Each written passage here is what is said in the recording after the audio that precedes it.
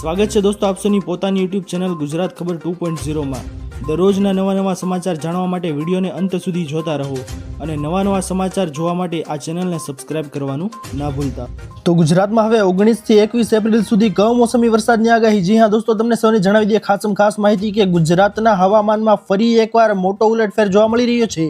ગુજરાતમાં વસવાટ કરતા તમામ ખેડૂતોને તમામ લોકો છે આ મોટી સૌથી માહિતી જાણી લેજો, કારણ કે દોસ્તો આપ સૌને જણાવે કે એક તરફ રાજ્યમાં મોટા ભાગના શહેરોમાં કાળઝાળ ગરમી પડી રહી છે, તો એવામાં ત્યારે બીજી તરફ હવામાન વિભાગ દ્વારા રાજ્યમાં અનેક જિલ્લાઓમાં કમોસમી વરસાદ એટલે કે માવઠાની આગાહી કરવામાં આવી છે। જ્યારે વેસ્ટર્ન ડિસ્ટર્બન્સ અને સાયક્લોનિક સર્ક્યુલેશન સક્રિય થવાને કારણે આગામી 19 એપ્રિલથી 21 એપ્રિલ દરમિયાન સૌરાષ્ટ્ર અને દક્ષિણ ગુજરાતના કેટલાક ભાગોમાં ગાજવીજ સાથે વરસાદ પડી શકે છે। આ કમોસમી વરસાદને કારણે ખેતીના પાકને નુકસાન થવાની ભીતિ સેવાઈ રહી છે, જેના કારણે ખેડૂતોમાં ચિંતાની લહેર છે તે પ્રસરી છે।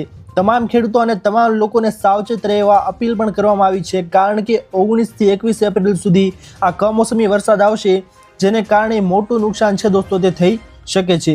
ત્યારબાદની મહત્વની માહિતી આપસોની સામે આવી રહી છે દોસ્તો કે નેપાળનો 100 રૂપિયાનો સામાન ખરીદવા પર મોટો નિર્ણય। જી હા દોસ્તો, તમને સૌને ખબર જ હશે કે નેપાળની અંદર ટૂંક સમય પહેલા જ તે બાલેન શાહ છે તેણે પ્રધાનમંત્રી તરીકે શપથ લીધા છે, ને એવામાં તેઓ સૌથી મોટા અને કડક નિયમો છે તે નેપાળની અંદર બનાવી રહ્યા છે। તમને સૌને જણાવી દઈએ દોસ્તો કે નેપાળ સરકારે એક નવો નિર્ણય મહત્વનો લીધો છે, જે નાના મોટા બંને પ્રકારના ભારતીય વ્યવસાયોને ગંભીર અસર કરશે।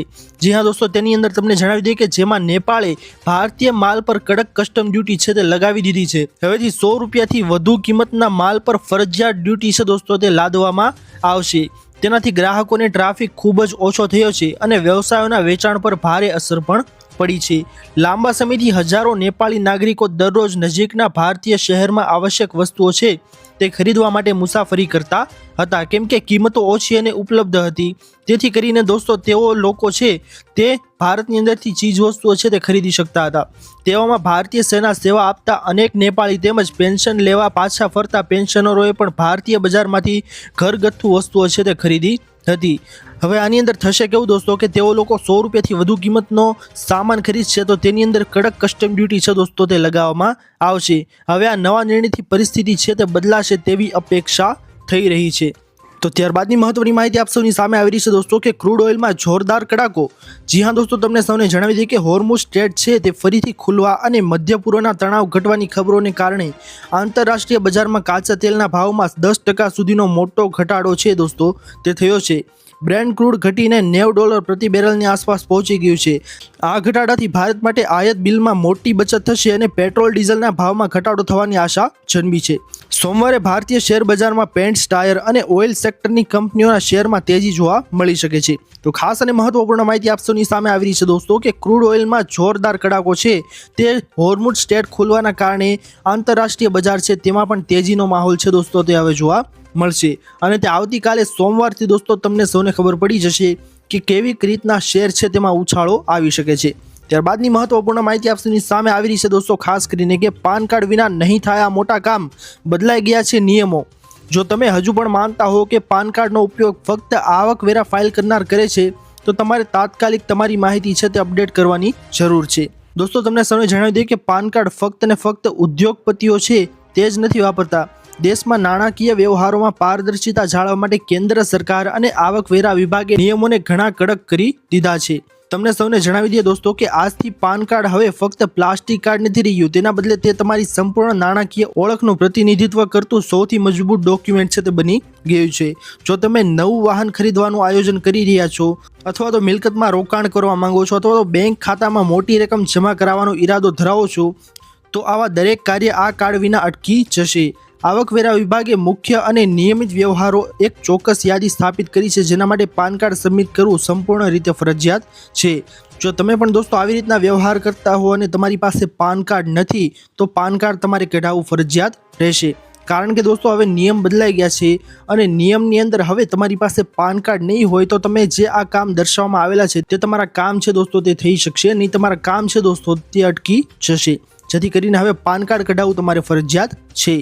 ત્યારબાદની ખાસ માહિતી તમારા સૌ માટે આવી રહી છે દોસ્તો કે ગુજરાત હાઈકોર્ટનો ચુકાદો મહત્વનો નિર્ણય। વીજ કંપનીને વળતર માટે મહત્વનો નિર્ણય આપવામાં આવ્યો છે, જેમાં ગુજરાત હાઈકોર્ટનો ચુકાદો છે કે કરંટ કે દુર્ઘટનાથી વ્યક્તિનું મોત થાય તો વીજ કંપની વળતર ચૂકવવા માટે જવાબદાર. કોર્ટે ટ્રાયલ કોર્ટમાં વળતરના હુકમને બહાલ રાખતા મૃતકોના પરિવારજનોને તાત્કાલિક વળતર ચૂકવવા આદેશ આપ્યો છે. ગુજરાત હાઈકોર્ટે વીજ કરંટના કારણે થતા મોતના કિસ્સામાં એક સીધો સીમાચિહ્ન ચુકાદો આપ્યો છે. દોસ્તો, તમને સૌને જણાવી દઈએ ખાસ માહિતી કે કોર્ટે સ્પષ્ટ કર્યું છે કે વીજળી જેવી જોખમી સેવાઓ પૂરી પાડતી કંપનીઓને જવાબદારી છે કે તેઓ નાગરિકોની સુરક્ષાનું ધ્યાન રાખે. જો કે કોઈ તાત્કાલિક દુર્ઘટના સર્જાય તો વીજ કંપની વળતર ચૂકવવાની પોતાની નૈતિક અને કાયદાકીય જવાબદારીમાંથી મુક્ત થઈ શકતી નથી. જેથી કરીને દોસ્તો, વીજ કંપનીમાં કામ કરતા કર્મચારીઓ છે તેમના માટે ગુજરાત હાઈકોર્ટ દ્વારા મહત્વનો ચુકાદો છે દોસ્તો તે આપવામાં આવ્યો છે. જો કોઈ પણ વ્યક્તિ જે કર્મચારી હોય કે ગમે તે હોય તે વીજ પોલ ઉપર ચડ્યા બાદ વીજ કરંટના કારણે અથવા તો કોઈ પણ કારણોસર તેનું મૃત્યુ થાય છે તો તેવામાં દોસ્તો જે કાંઈ પણ વીજ કંપની છે તેઓએ જવાબદારી લેવી જોઈએ અને યોગ્ય વળતર ચૂકવવા હાઈકોર્ટે આ નિર્ણય છે દોસ્તો, આ ચુકાદો છે તે આપ્યો છે. ત્યારબાદની મહત્વની માહિતી આપ સૌની સામે ખાસ કરીને આવી રહી છે દોસ્તો કે કર્મચારીઓને મોટી ખુશખબર. જી હા દોસ્તો, તમને સૌને ખાસ માહિતી જણાવી દઈએ કે 18 એપ્રિલ 2026ના રોજ મળેલી કેબિનેટની બેઠકમાં સરકારે મોંઘવારી ભથ્થા એટલે કે ડીએમાં 2% વધારો કરવાની ઔપચારિક મંજૂરી આપી દીધી છે. તમને સૌને જણાવી દઈએ કે સરકારી કર્મચારીઓ માટે સૌથી મોટા અને મહત્વના સમાચાર અત્યારે આવી રહી છે. આ મોટા નિર્ણયની સાથે હવે કર્મચારીઓનું ડીએ છે તે 58%થી સીધું વધીને 60% થઈ ગયું છે. જી હા દોસ્તો, આ ખૂબ જ મોટી અને ખાસ વાત છે કર્મચારીઓ માટે.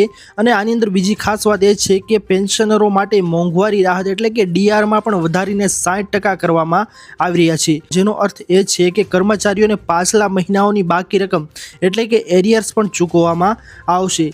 તો કર્મચારીઓમાં અત્યારે ખૂબ જ ખુશીનો માહોલ છે, કારણ કે દોસ્તો જે કાંઈ પણ સરકારી કર્મચારી છે તેને ડીએની અંદર 2% વધારો કરવામાં આવ્યો છે. સાથે સાથે પેન્શનરો છે તેમને પણ મોંઘવારીમાં રાહત આપવા માટે ડીઆરમાં પણ વધારો કરીને 60% કરી દેવામાં આવ્યું છે. તો ખાસ માહિતી છે કર્મચારીઓ માટે. ત્યારબાદની મોટી માહિતી તમારા સૌ માટે આવી રહી છે દોસ્તો, ખાસ કરીને રેશન કાર્ડ ધારકો માટે કે રેશન કાર્ડ ધારકો માટે આજે હડતાળ. ગુજરાત રાજ્યમાં રેશનિંગ ક્ષેત્રે એક મોટો વળાંક આવ્યો છે. દોસ્તો, તમને જણાવી દઈએ કે રાજ્યભરમાં રેશનિંગ કાર્ડના દુકાનદારો છે તેમની પડતર માંગણીઓ સંતોષવામાં ન આવતા આગામી 19 એપ્રિલે અચોક્કસ મુદતની હડતાળ પર ઉતરવાની જાહેરાત છે દોસ્તો સત્તાવાર તે કરવામાં આવી છે. તમને સૌને જણાવી દો દોસ્તો કે છેલ્લા ઘણા સમયથી આ વાતો છે તે ચાલી રહી છે કે યોગ્ય વળતર દુકાનદારોને ન મળતા તેઓ લોકો છે તે અચોક્કસ મોટું આંદોલન છે દોસ્તો તે કરતા આવ્યા છે. તેવામાં પણ હવે 19 એપ્રિલના રોજ અચોક્કસ મુદ્દતની હડતાળ છે તે કરવાનું જાહેરાત છે તે દુકાનદારોએ કરી છે. રેશનિંગના દુકાનદાર છે તે એસોસિએશનના પ્રમુખ પ્રહલાદ મોદીએ આ નિર્ણયની જાહેરાત કરતા જણાવ્યું હતું કે વેપારીઓ હવે વિતરણ વ્યવસ્થાથી સંપૂર્ણપણે અળગા રહેશે. તો ખાસ અને મહત્વપૂર્ણ માહિતી આવી રહી છે દોસ્તો કે રેશનના દુકાનદારો છે તેમના દ્વારા આ અચોક્કસ મુદ્દતનું જે હડતાળ છે દોસ્તો તે બહાર પાડવામાં આવી છે. ત્યારબાદની ખાસ માહિતી આવી છે દોસ્તો ડ્રાઇવિંગ લાયસન્સને લઈને. તો ડ્રાઇવિંગ લાયસન્સ ધારકો છે તેમના માટે એક મહત્વની ગુડ ન્યૂઝ આવી છે. શું ગુડ ન્યૂઝ આવી છે દોસ્તો તે તમને સૌને જણાવી કે ડ્રાઇવિંગ લાયસન્સ સંબંધિત સૌથી મોટો અને રાહતજનક ફેરફાર છે તે કરવામાં આવ્યો છે. તેની માન્યતા અવધિને લઈને કરવામાં આવ્યો છે આ ફેરફાર. નવા સુધારા મુજબ હવે લાયસન્સની મુદત પૂરી થયા પછી પણ તેને 1 મહિના સુધી માન્ય ગણવામાં આવશે. આ 30 દિવસનો વધારો સમયસર ગ્રેડ પીરિયડ્સ તરીકે કામ કરશે. આ સમયગાળા દરમિયાન નાગરિકો કોઈ પણ દંડના ડર વગર પોતાના લાયસન્સના રિન્યુઅલ એટલે કે નવીનીકરણ માટે અરજી કરી શકશે. ખાસ કરીને જે લોકો વ્યવસાયિક કારણોસર કે બીમારીના કારણે સમયસર આરટીઓ કચેરીએ જઈ શકતા ન હતા તેમના માટે આ જોગવાઈ છે તે સંજીવની સમાન સાબિત થશે. એટલે કે દોસ્તો હવે જે મુદત તમારા લાયસન્સની અંદર લખવામાં આવી છે, જે તમારા લાયસન્સની મુદત તે સમયગાળા દરમિયાન બંધ થઈ જાય એટલે કે તમારી મુદત છે તે ચૂકવાઈ જાય પછી પણ તમને 1 મહિનાનો વધારાનો સમય છે તે આપવામાં આવશે. જે સમયગાળા દરમિયાન તમે દોસ્તો તમારું નવું લાયસન્સ છે, તમારું લાયસન્સ જૂનું હતું તેને રિન્યૂ કરાવી અને નવું લાયસન્સ છે તે તમે મેળવી શકો. તેના માટે આ ફેરફાર છે દોસ્તો તે મોટો લાયસન્સ ધારકો માટે કરવામાં આવ્યો છે. ત્યારબાદની ખાસ માહિતી તમારા સૌ માટે આવી છે દોસ્તો વિધવા સહાયમાં ફેરફાર. તમને સૌને જણાવી દઈએ દોસ્તો કે આ ફેરફારને ધ્યાને લેતા જે લાભાર્થી બહેનો પાસે હાલમાં માત્ર ચોપડીવાળું પોસ્ટ ઓફિસનું બચત ખાતું છે, તમને સૌને જણાવી દઈએ દોસ્તો કે જે કાંઈ પણ મહિલાઓ છે તેમને જે રકમ છે તે પોસ્ટ ઓફિસની અંદર આવતી હોય છે, પોસ્ટ બેંક છે તેની અંદર આવતી હોય છે અને તેમની પાસે માત્ર ચોપડીવાળું પોસ્ટ ઓફિસનું બચત ખાતું છે, તેઓએ તે ખાતું તાત્કાલિક પોસ્ટ પેમેન્ટ બેંક એટલે કે કાર્ડવાળા ખાતામાં અથવા તો અન્ય કોઈ પણ રાષ્ટ્રીયકૃત બેંકના ખાતામાં ટ્રાન્સફર કરાવી લેવું ફરજિયાત રહેશે. જી હા દોસ્તો, અત્યારની સૌથી મોટી ખબર આવી રહી છે વિધવા સહાય વિશે કે વિધવા સહાયની રકમ જે તમારે પોસ્ટ ઓફિસના ચોપડીવાળા ખાતામાં આવતી હતી તે ખાતાને તાત્કાલિક બદલીને ખાતું તાત્કાલિક પોસ્ટ પેમેન્ટ બેંક એટલે કે કાર્ડવાળા ખાતામાં અથવા તો અન્ય કોઈ પણ રાષ્ટ્રીયકૃત બેંકના ખાતામાં તમારે ટ્રાન્સફર કરાવી લેવાની કડક સૂચના છે તે આપવામાં આવી છે. જે લાભાર્થી બહેનો પાસે હજુ સુધી પોસ્ટ પેમેન્ટ બેંક ખાતું નથી તેમણે નજીકની પોસ્ટ ઓફિસમાં સંપર્ક કરી નવું ખાતું ખોલાવી લેવું જોઈએ, જેથી કરીને વિધવા સહાય વિશે ખાસ મહત્વની માહિતી આવી રહી છે. તો દોસ્તો, આ હતી આજની સૌથી મોટી અને મહત્વપૂર્ણ તમામ ખેડૂતો માટેની સૌથી મહત્વની માહિતી. આશા કરું છું દોસ્તો કે આપ સૌને આજની આ માહિતી છે તે પસંદ આવી હશે. જો પસંદ આવી હોય દોસ્તો તો વિડીયોને લાઇક કરવાનું ભૂલતા નહીં. ચેનલ પર નવા આવ્યા હો તો અમારી ચેનલ ગુજરાત ખબર 2.0 ને સબસ્ક્રાઇબ કરી અને બાજુમાં આપેલા બેલ આઇકનને પણ પ્રેસ કરી દેજો, જેના લીધે આવી જ મહત્વની માહિતી આપ સૌને આ ચેનલના માધ્યમથી મળતી રહે. દોસ્તો, મળી આવ્યા પછીના વિડીયોમાં. ત્યાર સુધી જય હિન્દ, વંદે માતરમ.